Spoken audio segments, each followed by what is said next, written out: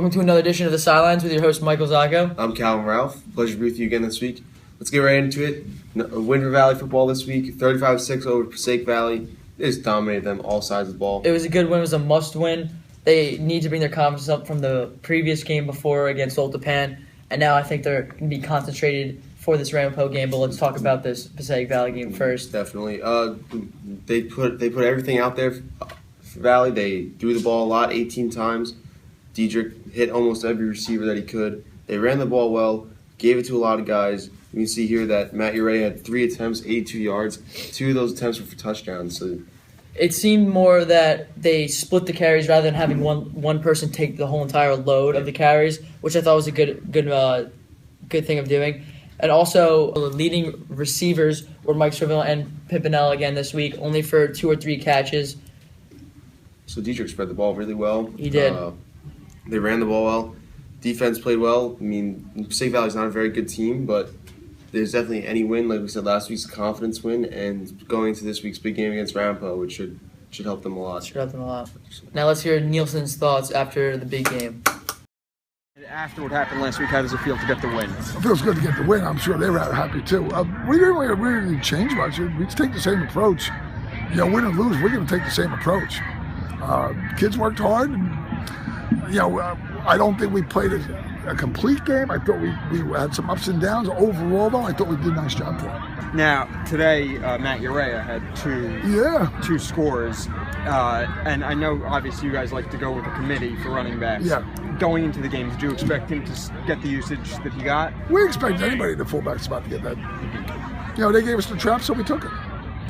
It depends. We're going to try and take what they give us, and we go from there. The trap was there, so we kept running. And now, just looking ahead to next week, I mean, Ramapo is another tough competitor that, by all accounts, we've got to play better than we did today, and I'm sure we will. But we definitely have to be better than we were today. I'm sure we will be. Now to this week's special guest and small talk.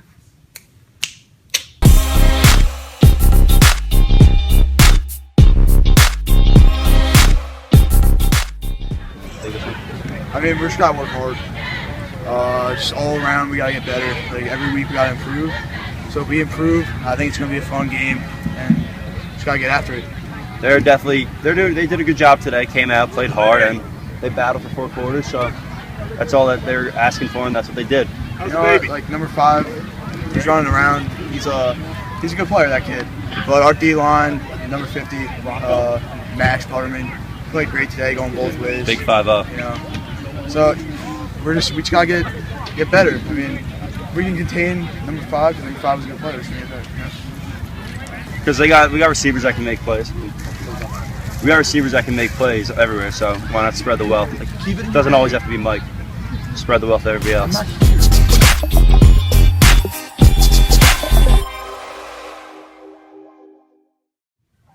Enough with football. Let's get into the other sports like soccer. Well, Calvin, this past weekend, PV took a very devastating loss, but we tried. We put our effort into the loss against Ramapo. It was 5-0, semifinal at counties. No one expected us to go this far. The committee didn't expect us to go this far, making us a 9 seed in the beginning. And we proved to them that they were wrong, and we had a tough fight, but we're going to get them in states again. We have another opportunity there. Yeah, Ramapo was a very good team, very good effort by you guys. You guys should be proud of everything you guys did in that county tournament run, upsetting Bergen Catholic, which has to be the signature win of the season. Yes.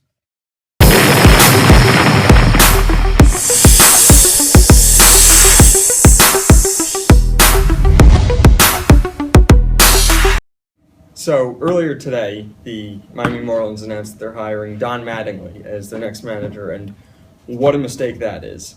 Don Mattingly might just have been the worst manager in baseball last year, despite his team's winning record. How is it that with Clayton Kershaw, Zach Greinke, Brett Anderson, Adrian Gonzalez, Andre Ethier, you only make it to the NLDS? That's inexcusable. I mean, the fact that over 5 years he won 3 NL West titles, that's irrelevant. He didn't have any success to show for it. And yet here Miami comes along with yet again another talented roster that Don Mattingly is going to find a way to not do anything with. So it'll be interesting to see.